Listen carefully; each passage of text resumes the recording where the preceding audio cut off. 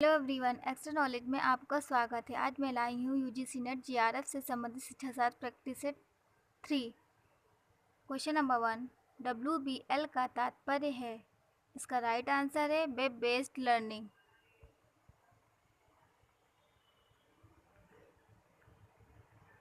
व्याख्या देखते हैं। WBL का तात्पर्य वेब बेस्ड लर्निंग या वेब आधारित लर्निंग होता है। यह ई शिक्षा का एक रूप है।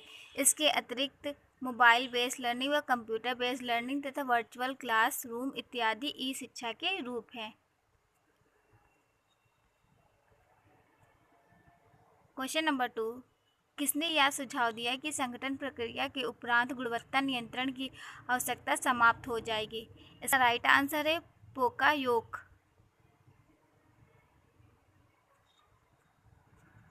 व्याख्या देखते हैं। पोकायोक ने यह सुझाव दिया कि संगठन प्रक्रिया के उपरांत गुणवत्ता नियंत्रण की आवश्यकता समाप्त हो जाएगी। विकास के वर्तमान स्तर पर गुणवत्ता की अवधारणा को एक जटिल घटक के रूप में माना जाता है, जिसमें अंतिम उत्पाद की गुणवत्ता, प्रबंधन की गुणवत्ता, वितरण या कार्य की गुणवत्ता, लोगों और समाज की गुणवत्ता शामिल है। गुणवत्ता प्रबंधन में 4 मुख्य घटक शामिल है। नंबर 1 गुणवत्ता नियंत्रण, नंबर 2 गुणवत्ता आश्वासन, नंबर 3 गुणवत्ता की योजना, नंबर 3 गुणवत्ता में सुधार।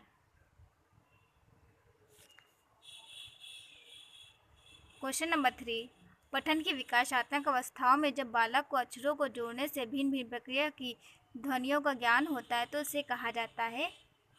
इसका राइट आंसर है ऑर्थोग्राफिक अवस्था।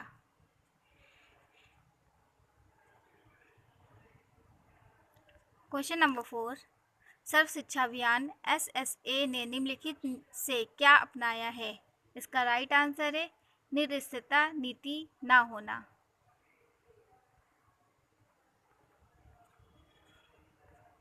व्याख्या देख। सर्व शिक्षा अभियान का उद्देश्य सार्वभौमिक सुलभता के साथ प्रारंभिक शिक्षा में बालक बालिका और सामाजिक श्रेणी के अंतर को दूर करना तथा अधिगम की गुणवत्ता में सुधार करना है।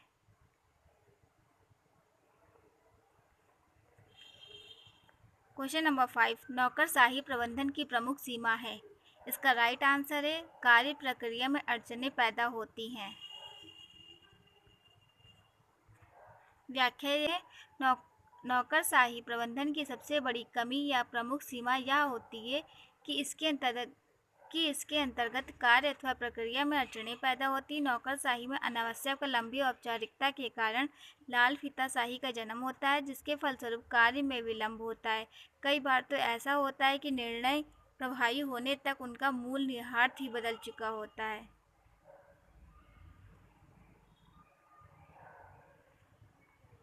क्वेश्चन नंबर 6, पाठ्यक्रम मूल्यांकन का समरूप निर्भरता प्रतिमान का विकास किसके द्वारा किया गया था? इसका राइट आंसर है Robert Stake. Question number 7, brand विकसित करने और विपणन को बढ़ाने पर निम्नलिखित में से किसके द्वारा जोर दिया गया? इसका राइट आंसर है संकेत सिद्धांत।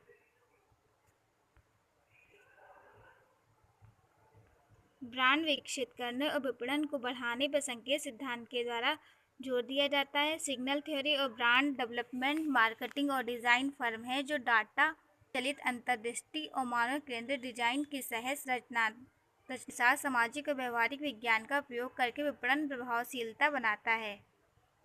क्वेश्चन नंबर 8, मानव अधिगम संदर्भ के बारे में कार्ल रोजर्स द्वारा प्रतिपादित प्रविधियों को क्या शीर्षक दिया गया?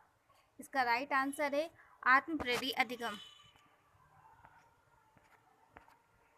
व्याख्या देखते हैं। मानव अधिगम संदर्भ के बारे में कार्ल रोजर्स द्वारा प्रतिपादित प्रविधियों को आत्म प्रेरित अधिगम शीर्षक दिया गया था। अपने साथी मानवतावादी अब्राहम मैरालो की तरह कार्ल रोजर्स का भी यह मानना था कि मनुष्य मुख्य रूप से आत्मबोध को प्रेरित करने अथवा पूरी क्षमता हासिल करने के लिए प्रेरित होते हैं। यद्यपि लोग अपने वातावरण से विवश होते हैं, ऐसी स्थिति में यदि वातावरण उनका समर्थन करता है तो वे आत्मबोध के लिए प्रेरित होते हैं। क्वेश्चन नंबर 9, मानव पूंजी सिद्धांत में निम्नलिखित में से किन पर जोर दिया गया? इसका राइट आंसर है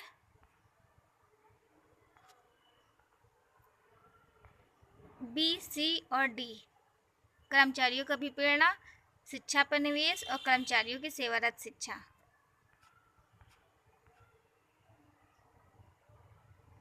क्वेश्चन नंबर 9, योजनाबद्ध परिवर्तन की प्रक्रिया में कौन महत्वपूर्ण भूमिका अदा करता है? इसका राइट आंसर है ए, सी, डी, ई। क्वेश्चन नंबर 10, निम्नलिखित में से कौन सा मोबाइल एप्लीकेशन का प्रकार है? इसका राइट आंसर है नेटिव, मोबाइल वेब और हाइब्रिड। व्याख्या देखते हैं। कोड करने के लिए उपयोग की जाने वाली तकनीक के आधार पर मोबाइल एप्लीकेशन को 3 बुनियादी प्रकार से वर्गीकृत किया जा सकता है। नेटिव एप्लीकेशन, नेटिव या मूल एप्लीकेशन एक विशिष्ट प्लेटफॉर्म या ऑपरेटिंग के लिए बनाए जाते हैं।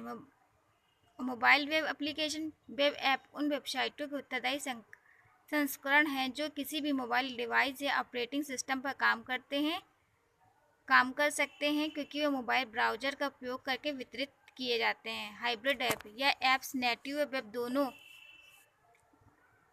दोनों का संयोजन होता है, एक नेटिव के साथ लिपटे जो इसे अपने स्वयं के आइकॉन की क्षमता देता है या ऐप स्टोर से डाउनलोड किया जाता है।